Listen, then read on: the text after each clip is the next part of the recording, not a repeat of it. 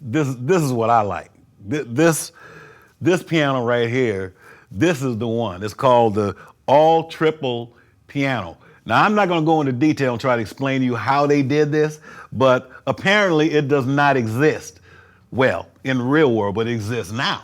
And it's a very interesting piano. It's got all this bite, but it's got all this these harmonics and all this other kind of stuff. You got to play it. I mean, that's the only way you're really going to know. So for me, this is my favorite piano on the piano.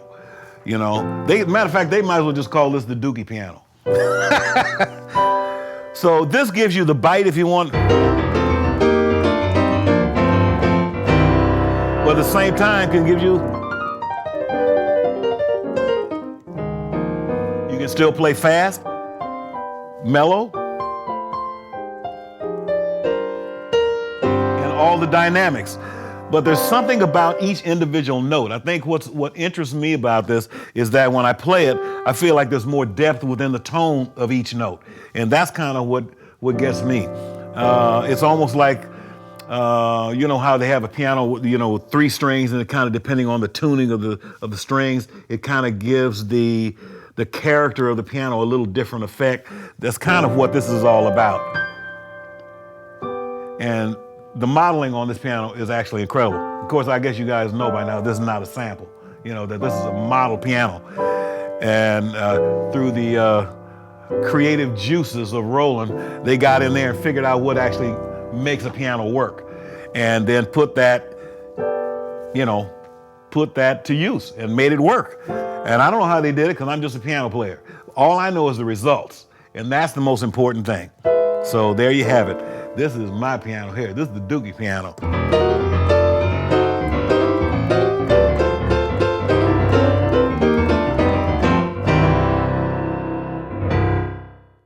There's another patch on here called Triple Mellow, which I think for film composers might become useful just because a lot of times in films, you're subject to whatever the subject matter you're dealing with in the film or the particular scene that you're dealing with.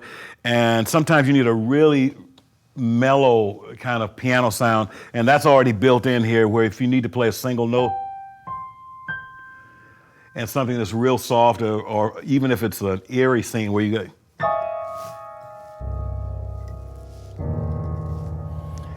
then the mellowness is already built in and you don't get a lot of the bell sound. I think sometimes that can work to a composer's advantage.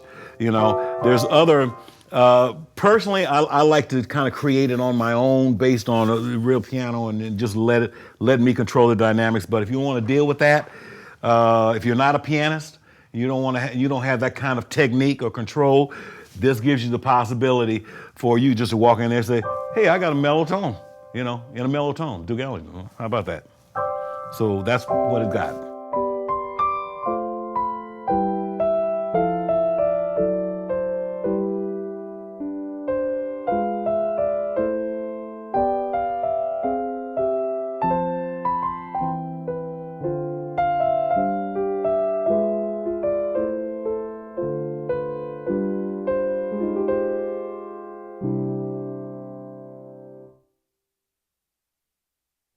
Okay, folks, actually I told a lie.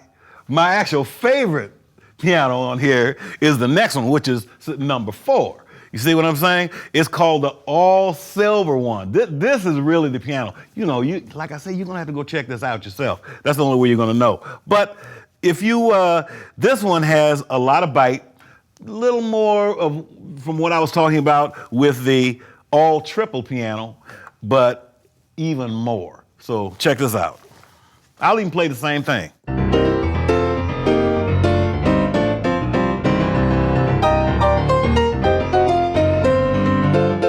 You get soft.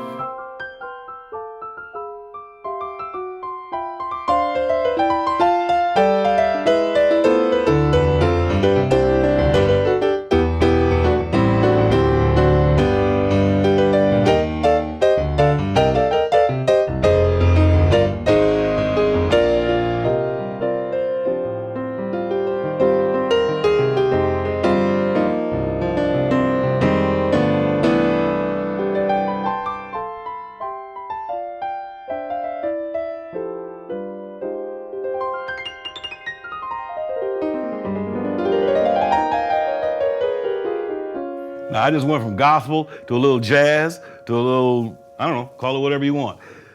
Once again, we come back to that whole idea of flexibility. I guess I should resolve it, right? The whole idea of flexibility is what makes the piano work. And that's what you need on the road. That's what you need in the studio. And that's what makes this piano work. Roland V piano with the Dookie piano. I'm just joking.